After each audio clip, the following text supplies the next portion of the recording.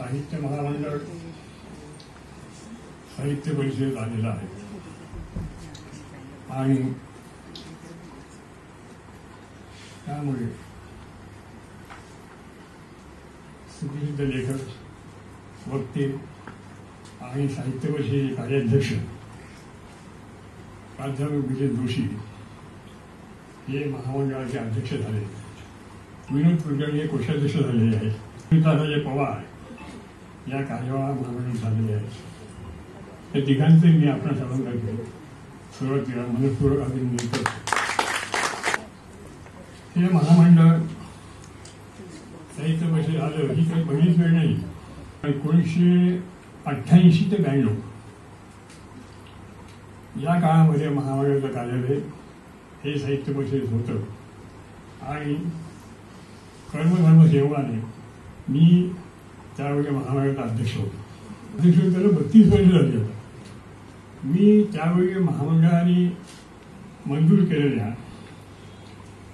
एका अपूर्व परंतु अपूर्ण अशा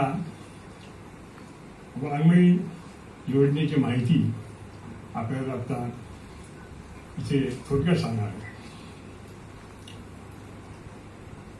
मी अध्यक्ष होतो त्या कालावधीमध्ये महामंडळाने मराठी वाङ्मयाच्या अभिवृद्धीच्या दृष्टीने आणि प्रसाराच्या दृष्टीने प्रसारासाठी एक अभिनव अशी वाङ्मयी योजना संमत केली होती. तिचं नाव होतं अक्षर वाङ्मय योजना. म्हणजे मराठीतली अक्षर वाङ्मयात गणली जाणारी विविध वाङ्मय प्रकारातली 100 उत्कृष्ट पुस्तकं ही 1000 रुपयात फक्त 1000 रुपयात मराठी वाचकाला देणारी ही योजना होती. ही अक्षर वाङ्मय योजना त्यावेळेची ही महामारीच्या तत्परामध्ये भूलखान पडलेली आहे. आज हे मी त्याचं काय सांगितलं तिथे माहिती हे सांगायचं कारण असं की हे जे नवे आपले महामंडळाचे अध्यक्ष आहेत मिलिंद जोशी आणि त्यांचे सहकारी आहेत. ही मंडळी ही वाङ्मयाची जाणकार आहेतच. मिलिंद ही सगळा लेखक आहेत चांगला यावेळी प्रकाशक आहेत चांगला संपादक सगळे संपादक प्रकाशक सगळेच आहेत. तर असे ही मंडळी आहेत वाङ्मयाची जाणकार अशी. पण त्याचबरोबर ती केवळ वाङ्मयाची जाणकार नाही तर ती उत्तम असे कार्यक्षम हे कर्तबगार आणि उत्साही असे कार्यकर्ते अतिशय म्हणजे किती परिश्रमपूर्वक योजनापूर्वक आणि यशस्वीपणे त्यांनी हे जे साहित्य परिषदेच्या जुन्या वास्तूचं जे अतिशय अप्रतिम असं नूतनीकरण केलेलं आहे ते आपल्या डोळ्यासमोर आपण पाहतो. पूर्वीचा आठवा साहित्य परिषद रूप आठवा कशा खुर्च्या होत्या कसा आवाज होता किती उपलब्ध होतं ते आपल्याला आठवलं. किती आवाज येत होता बाहेर रस्त्यावरचा. पण आज किती शांत वेळा ऐकतो. हे सगळं जे त्यांनी केलं आहे नवीन नूतनीकरण ते खरं कौतुकास्पद आहे. पण म्हणून मी काही त्यांना सांगणार नाही आता की ती जी योजना पडलेली आहे भूतकाळात धूळ काळ ती धूळ झटका आणि ती नवीन नूतनीकरण करा हे वरती सारखं असं नाही म्हणणार. मी त्यांना मात्र सांगेन की त्या योजनेच्या धर्तीवर तुम्ही मराठीतली अक्षर वाङ्मयात गणली जाणारी विविध वाङ्मय प्रकारातली 1000 पुस्तकं ही स्वस्तात मराठी वाचकाला देण्याची नवीन अद्ययावत अशी योजना महामंडळातर्फे तयार करावी. आणि त्या योजनेला महाराष्ट्र सरकारचं आता सरकार पुष्कळ उदार झालेलं आहे. बऱ्याच पैसे लोकांना वाटतंय सगळ्या संस्थांना वाटतंय. तर ह्या सरकारकडून अनुदान मिळवून ती योजना अंमलात आणण्याचा प्रयत्न करावा अशी माझी सूचना आहे. हे एक मराठी वाङ्मय मराठी भाषा त्याचा उपकार असं एक मोठं व्यापक आणि विधायक असं वाङ्मयीन कार्य आहे. आणि हे कार्य महामंडळासाठी अखिल भारतीय स्तरावरची स्वतंत्र स्वायत्त संस्था आहे तीच करू शकेल असा मला विश्वास आहे.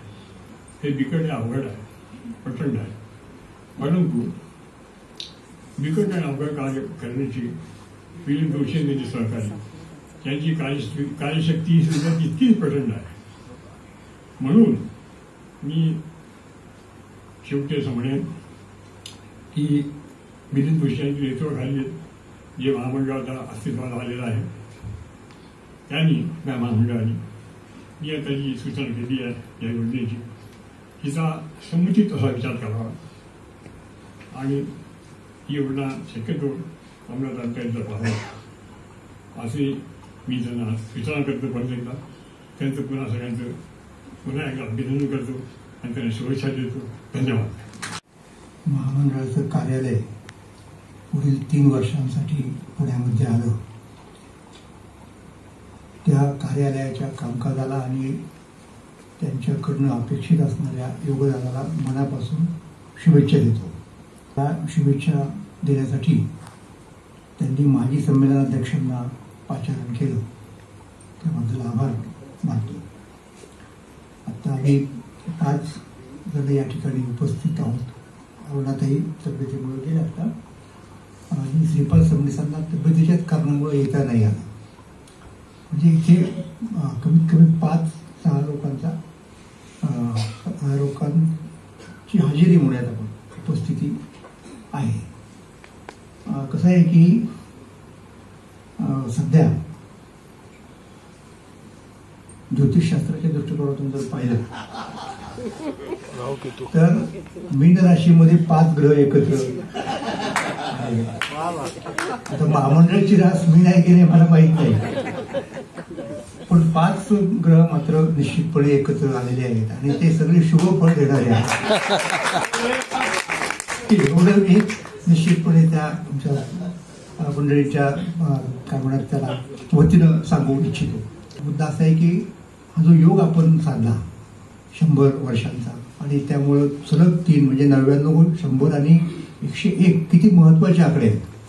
म्हणजे आपण अगोदर जिथपर्यंत जातो आणि नंतर ते ओलांडून पुढच्या म्हणजे आपण पहिलं शतक संपवतोय आणि दुसऱ्या शतकात प्रवेश करतोय. ही अत्यंत त्या योगाला काय म्हणतात मला माहित नाही, पण अत्यंत महत्वाचा योग आहे आणि तो आपण एक उत्सव म्हणून तर साजरा करायला काहीच हरकत नाही. म्हणजे काही लोकांना उत्सव म्हटल्यानंतर त्याला थोडीशी ॲलर्जी असते, तसं मी म्हणणार नाही. परंतु तो करताना त्याचबरोबर या निमित्तानं 3 वर्षात काहीतरी एक ठोस व्हायला पाहिजे की जेणेकरून पुढच्या वाटचालीसाठी त्याचा महाराष्ट्राला आणि मराठी भाषेला उपयोग होईल. योगायोगानं नुकताच आपल्या भाषेला अभिजात भाषेचा दर्जा मिळालेला आहे आणि योगायोगानं त्याच वेळेला सगळ्या जगावरतीच एक भाषांच्या वरती जगामधल्या एक सावट ज्याला म्हणतो आपण द्यायला आहे. म्हणजे आपली एक भाषा आहे आणि त्या भाषेवरती जेव्हा जेव्हा इतर भाषकांची आक्रमणं झाली, म्हणजे मी राजकीय दृष्टिकोनातून बोलत नाही, मी अगदी कारण आक्रमण करणाऱ्या लोकांची आता सत्ता असते आणि म्हणून ते राजकीयच असतात. मग अगोदरच्या काळामध्ये इस्लामची सत्ता असेल, नंतरच्या काळामध्ये इंग्रजांची सत्ता असेल, पण ही फक्त राजकीय सत्ता नव्हती, ती भाषिक सत्ता सुद्धा होती. परंतु आपण त्या दोन्ही भाषिक सत्तांना सुद्धा यशस्वीपणाने तोंड दिलं, लक्षात घ्या, आणि त्यांच्यामुळे आपली भाषा बिघडून न देता आपण समृद्ध केली. तिथे असणारे काही चांगल्या गोष्टी आहेत त्या आपण घेतल्या, त्या आपण आत्मसात केल्या दोन्ही भाषांच्या बाबतीत म्हणतोय मी.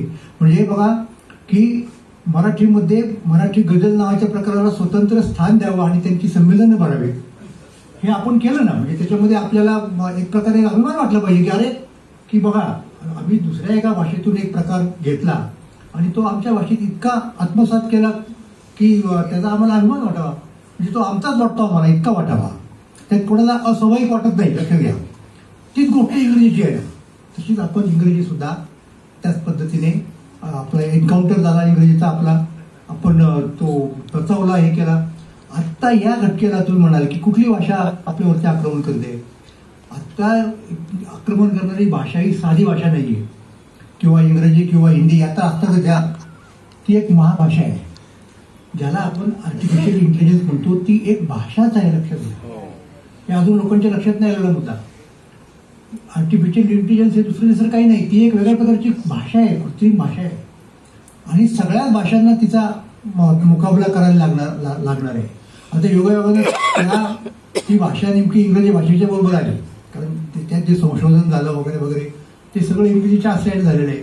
त्यामुळे साहजिक त्याचा फायदा जास्त इंग्रजी बोलणाऱ्या लोकांना झाला, परंतु त्यांच्यावर सुद्धा ही पाळी येऊ शकते, लक्षात घ्या. असं समजायचं काहीच कारण नाही, कारण तो जो एक मुद्दा आहे ना की ती भाषा फक्त भाषेपुरती मर्यादित नाहीये, ती सगळ्या जगण्याला माणसाच्या व्यापून राहणारी आणि त्याच्या भविष्यावर सुद्धा परिणाम करणारी आहे. त्यामुळं आत्ता 3 वर्षांच्यासाठी तयारी जर काही करायची असेल आपल्याला, हे इंग्रजी हिंदी आक्रमण हे चालवत राहणार, त्याला काय कोणी थांबू शकत नाही. ते तात्कालिक गोष्टी आहे, पण खरं मोठं आक्रमण जे होत आहे आणि ते फक्त मराठी भाषेवर, ते एकूण मानव जातीवरच येते. तर जसं आपण अगोदरच्या भाषांना तोंड दिलं आणि त्यांच्यातनं योग्य गोष्टी घेतल्या आणि आपण पुढे गेलो, तसं या नव्या भाषेच्या संदर्भात सुद्धा कसं करता येईल यासाठी महामंडळानं, मला असं वाटतं की आपले नेहमीचे जे असतात त्या काय म्हणतात त्याला संकल्प, तर 3 उत्तम संमेलनं भरवणं, 100ावं भरवणं, याच्यात आपली बरीच शक्ती जाईल आणि ती जाणारच आहे, ती गेलीच पाहिजे. पण त्याचबरोबर हे जे उपक्रम आहेत, या मी आता जी गोष्ट सांगितली ती आपण करायला पाहिजे. आणि दुसरा एक मुद्दा सांगतो की पूर्वीच्या काळामध्ये इथल्या साहित्य परिषदेतर्फे किंवा नागपूरच्या लोकांच्या तर्फे सगळ्या महाराष्ट्रात मराठीच्या परीक्षा घेतल्या जायच्या, साहित्यरत्न अमुक तमुक तमुक, नाही का. आणि महाराष्ट्रात त्यांना एक प्रतिष्ठा होती. मी माझ्या लहानपणी मला आठवतं, म्हणजे मी काहीतरी प्राथमिक शाळेत असताना आमच्या गावातल्या हायस्कूलचे जे मुख्याध्यापक होते ते त्यांच्या त्या शाळेमधल्या विद्यार्थ्यांना साहित्य परिषदेच्या परीक्षांना बसायला लावायचे. मधल्या काळामध्ये हा उपक्रम मागे पडलेला आहे.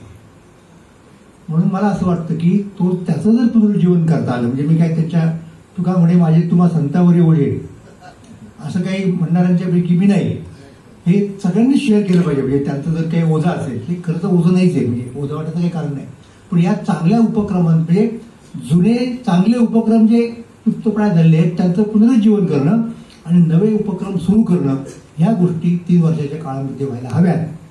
संमेलन तर उत्तमच होणार, त्याच्याबद्दल काही काळजी करायचं मला कारण वाटत नाही, पण त्याच्याशिवाय त्या व्यतिरिक्त या गोष्टीकडे सुद्धा महामंडळाने लक्ष द्यावं असं मला वाटतं.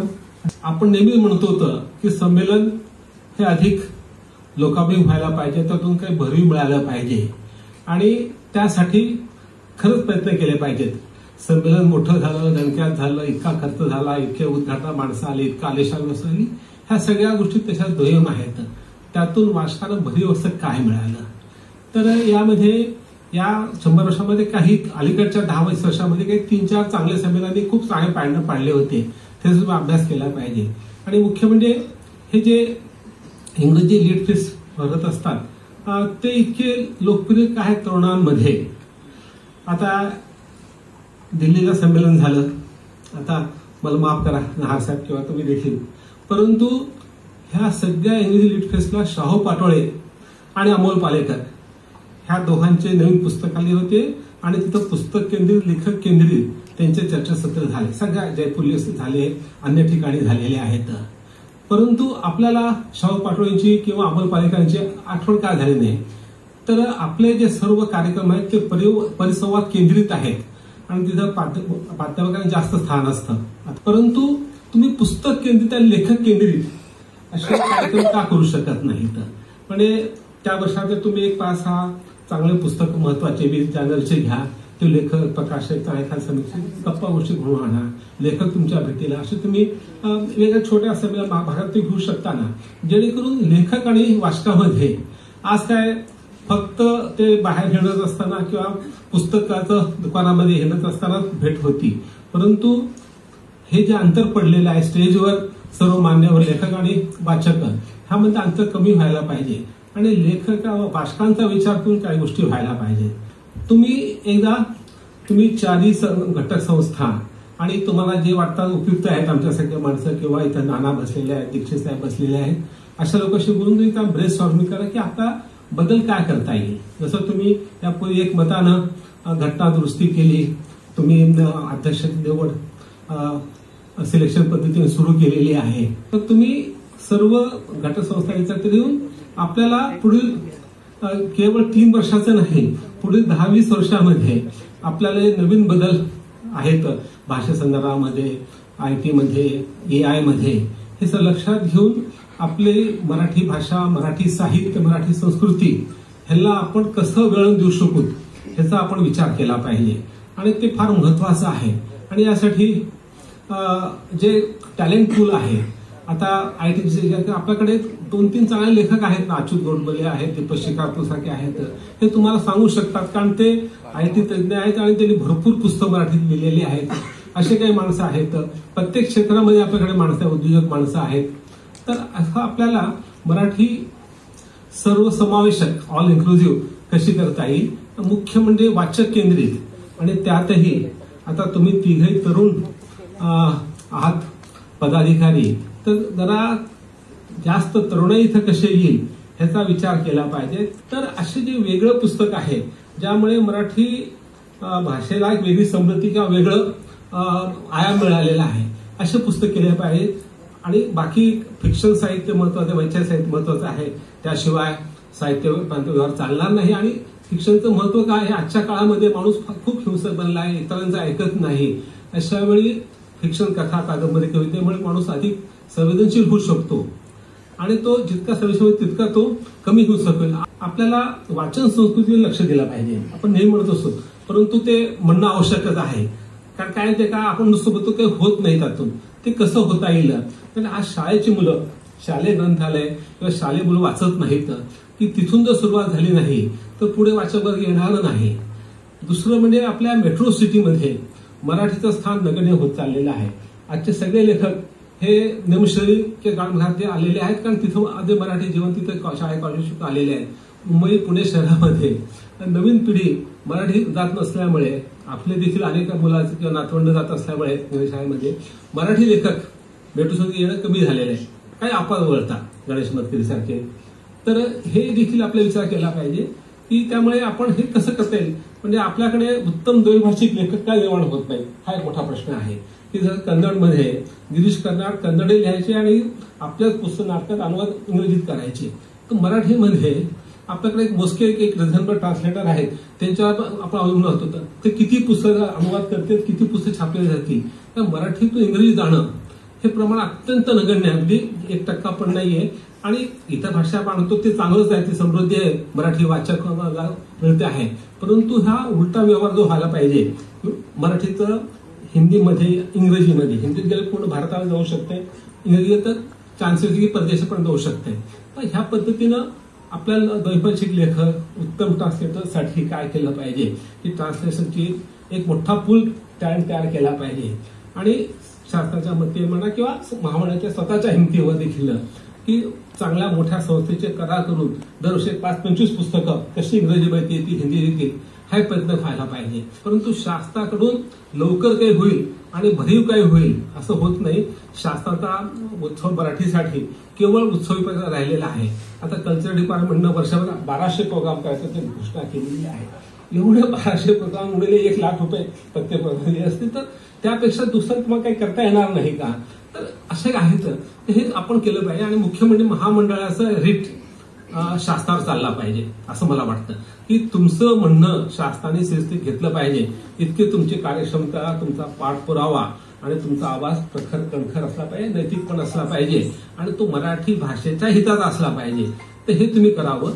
या ठिकाणी ज्योतिषशास्त्राचा उल्लेख झाला. आपल्या यांची रास धनु आहे, मिलनची. त्यांच्या चतुर्थामध्ये 5 ग्रह येऊन बसलेले आहेत, म्हणजे मीनेमध्ये. आणि ही सुखस्थान आहे, त्यामुळे सर्वांच्याकडून त्यांना सुख मिळणार आहे, शंका नाही. आणि षष्ठामध्ये गुरु आहे, स्वतः गुरुप्रधान आहेत ते. त्यामुळे गुरु असल्यामुळे शत्रू हंतात ते आहेतच, शत्रू नष्ट झाले होतील इथून पुढे. आणि फार चांगलं काम या संस्थेला करावं लागेल असं एकंदर चिन्ह आहे. एक म्हणजे असं की आपण असं म्हणतो की ऐतिहासिक अशी जबाबदारी येऊन पडली, कारण 100वं वर्ष आहे, 99वं वर्ष आहे, 101 आहे. तेव्हा हे ऐतिहासिक स्वरूपामधल्या सगळ्या साहित्य संमेलन होतील या असं आपण म्हणतो, पण ते का होतील आणि कशी होतील याचा विचार देखील करावा लागेल. 2-3 मुद्दे जे आहेत ज्याच्याबद्दल खरं तर आपण बोलत आलो, नवं असं काही त्याच्यामध्ये नाही. ते असं की आपली अशी अपेक्षा असते की जगभरामध्ये आणि भारत देशामध्ये अन्य भाषांमध्ये जे विद्वान आहेत, जी मोठी मोठी मंडळी आहेत, लेखक मंडळी, त्यांचे विचार आपल्याला ऐकायला मिळावेत. त्यामुळे आपण असं म्हणत असतो की त्यांना इथे बोलवलं पाहिजे या मंचावर. तर ती परंपरा थोडीशी क्षीण होताना दिसते आहे. त्यामुळे जरूर विचार केला पाहिजे. उदाहरणार्थ आता भारताकडे बुकर पुरस्कार सुद्धा मिळालेला आहे रेत समाधीच्या निमित्ताने. तेव्हा अशी मंडळी या ठिकाणी आपण बोलूयात. आणि त्याहीपेक्षा पुढे जाऊन बोलायचं झालं आणि वैश्विकीकरण जर आपल्याला करायचं झालं तर कदाचित आपण नोबेल प्राइज असलेल्या मंडळींना देखील या मंचावर आपण बोलवलं पाहिजे आणि त्यांचे विचार, त्यामुळे वैश्विक विचार देखील आपल्याला ऐकायला मिळू शकते. परिसंवाद असे असावेत जे साहित्य केंद्रीय असावेत, साहित्य बाह्य नसावेत, साहित्याच्या फार पलीकडे जाऊ नयेत. ते जे काही आपण एक अपेक्षा अशी व्यक्त करतो की साहित्याच्या संदर्भामधील, वाङ्मयाच्या संदर्भामधील महत्वाचे विषय घेऊनच आपण बोललं पाहिजे, त्याही निर्णयापासून आपण थोडेसे दूर जात आहोत. त्यामुळे त्याचाही विचार आपण अवश्य केला पाहिजे.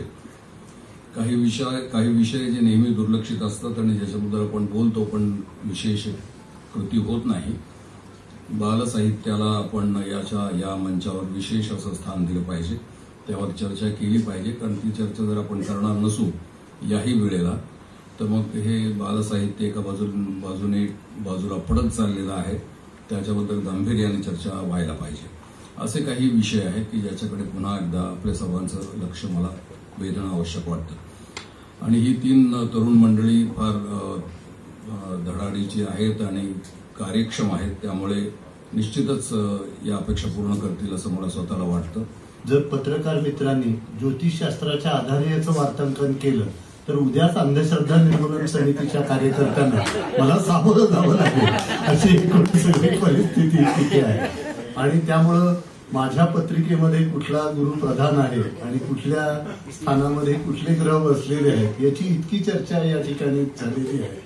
तर त्यामुळे शेवटी माझी रास धनु आहे, 7.5 संपलेली आहे, पण संस्था प्रमुखांची 7.5 ते निवृत्त होईपर्यंत संपत नाही आणि त्यामुळे ते ग्रह त्रास देतच राहतात. आपण त्याचा काही फार विचार करायचा नाही. पण आज मोरे सरांनी सुरुवात केली आणि म्हणाले की आज हे 5 ग्रह या पदाधिकाऱ्यांच्या राशीमध्ये आहेत. हे सगळे कारक आहेत, मारक नाही, हे मी तुम्हाला आवर्जून या निमित्ताने सांगतो. आणि खूप मौलिक सूचना या सर्व संमेलनाध्यक्षांनी या ठिकाणी केल्या. आज खरं तर कुठल्याही राजकीय व्यक्तीच्या हस्ते किंवा दुसऱ्या व्यक्तीच्या हस्ते उद्घाटन करता आलं असतं, पण एकच ठरवलं की सगळ्या संमेलनाध्यक्षांना बोलवायचं आणि इथून पुढची सगळी संमेलनं ही साहित्यिकांना ब्रँड अँबॅसेडर आणि साहित्यप्रेमी असणार त्याचा एक संदेश या निमित्ताने द्यायचा होता. तर त्याचा अतिशय आनंद होतोय. राजेंद्र बनट्टी सर, वय वर्ष 88, ते या ठिकाणी आले केवळ मला आशीर्वाद देण्यासाठी, आम्हा 3 पदाधिकाऱ्यांना. आणि साहित्य परिषदेसाठी त्यांचं मोठं योगदान आहे. जे कार्यवाह, प्रमुख कार्यवाह, कार्याध्यक्ष, महामंडळाचे अध्यक्ष, साहित्य संमेलनाचे अध्यक्ष, इतका मोठा काळ पाहिलेली ही व्यक्ती आहे. आणि त्यांनी जी सूचना मांडलेली आहे की अक्षर वाङ्मय योजना, तर त्या योजनेचा नक्की पाठपुरावा करण्याचा प्रयत्न महामंडळाचा अध्यक्ष या नात्याने मी करेन. मोरे सरांनी जी संकल्पना मांडली ती सुद्धा अतिशय महत्वाची आहे की महाराष्ट्राला पुढची अनेक वर्ष उपयोगी पडेल आणि काहीतरी संदेश मिळेल अशा दृष्टीने विचार केला जावा, अशा प्रकारची एक भूमिका त्यांनी मांडली. लक्ष्मीकांत देशमुख सरांनी फार महत्वाचे मुद्दे मांडले की दुर्दैवाने आपल्या साहित्य संमेलनामध्ये वर्षानुवर्ष तेच लेखक, तेच कवी येताना दिसतात. तर याचा दोष संयोजकांना देता येणार नाही, याचा दोष साहित्य संस्थांनाच द्यावा लागेल. कारण आपले हेतू साध्य करून घेण्यासाठी त्या व्यक्तींची पुन्हा पुन्हा वर्णी लावली जाते. तर मागच्या 5 वर्षाच्या पत्रिका समोर ठेवून ही नावं आलेली आहेत, हे नाव तुम्ही सुचवू नका, हे म्हणण्याचं धाडस महामंडळाचा अध्यक्ष आणि त्यामुळे नवी नावं निश्चितपणाने येतील. बऱ्याच वेळा काय असतं की साहित्य परिषदेने दरवर्षी नवी नावं सुचवली, पण आपल्या सगळ्यांचंच वाचन इतकं कमी झालेलं आहे आणि प्रतिसाद शून्यता हे जे साहित्य विश्वाचं लक्षण झालंय, त्यामुळे आपल्याला नवी चांगली लिहिणारी नावं सुद्धा माहीत नसतात. त्यामुळे हे नाव आम्ही ऐकलं नाही अशी पटकन एक प्रतिक्रिया येते. तर त्याचा सुद्धा निश्चितपणाने विचार करावा लागेल आणि विशेषतः परिसंवादाचं स्वरूप बदलून त्याला चर्चासत्राचं स्वरूप देणं, वक्त्यांची संख्या कमी करणं, परिसंवादाचा कालावधी कमी करणं, आपल्या संमेलनामध्ये श्वास घ्यायला जागा नाही अशी एकूण परिस्थिती आहे. जे महामंडळाच्या पदाधिकाऱ्यांना संमेलन कुठे आलं कुठे गेलं हेच कळत नाही. आणि ही बैठक ती बैठक आणि सविस्तर 3-3 तास चालणारे परिसंवाद. तर हे सगळा जो काय साचा मोडल्याशिवाय आपल्याला नवं काही करता येणार नाही. तर त्यामुळे हा मोडणं इतकं सोपं नाही, पण निदान काही दरवाजे आणि खिडक्या तर नक्की किलकिला करता येतील या दृष्टीनं प्रयत्न आपल्याला करता येईल. भारत शासनाने फार महत्वाचा मुद्दा मांडला की बाल साहित्याला साहित्य संमेलनामध्ये स्थान मिळालं पाहिजे. तर ते निश्चित मिळेल, मुख्य संमेलनामध्ये मिळेल या दृष्टीने प्रयत्न केला जाईल. पण त्या 3-4 दिवसामध्ये जे काही वेगवेगळे कार्यक्रम होतात त्यात कसं स्थान देता येईल या दृष्टीने प्रयत्न करावा लागेल. आणि मला सगळ्यात एक महत्वाची गोष्ट अशी वाटते की पुस्तकं आहेत म्हणून लोक संमेलनाकडे येतात हे वास्तव आपल्याला नाकारून चालणार नाही. आणि त्यामुळे ग्रंथ प्रदर्शनाकडे खूप गांभीर्याने बघावं लागेल. प्रकाशकांच्या मगाशीच मी चंपा नेरकर आणि सुहास जोशींशी बोलत होतो की वर्षानुवर्ष ग्रंथ प्रदर्शनातल्या ज्या तक्रारी आहेत त्याची एक यादी करून आपल्याला त्या कशा नाहीशा करता येतील या दृष्टीने विचार करावा लागेल. आणि त्यासाठी प्रकाशकांची बैठक घेतली जाईल.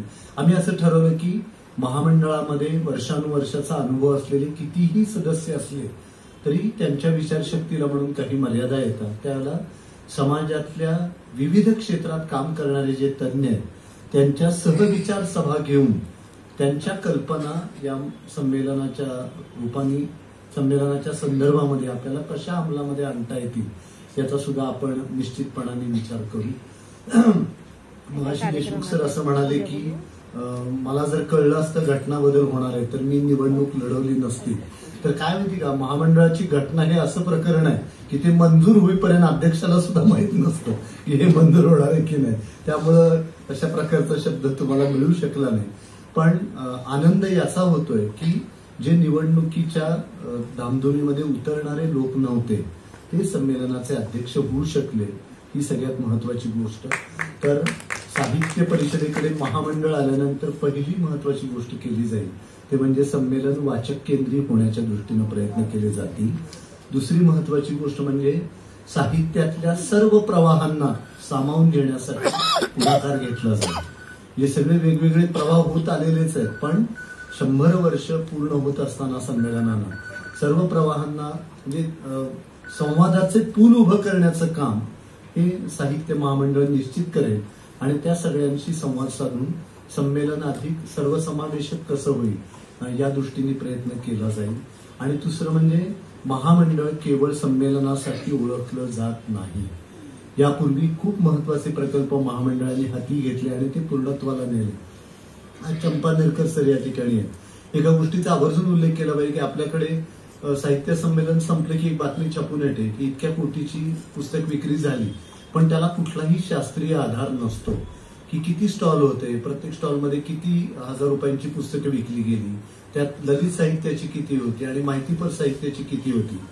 तर वाचन संस्कृतीचं शास्त्रशुद्ध सर्वेक्षण करण्याच्या दृष्टीने हा पुढाकार निश्चितपणाने घेता येईल.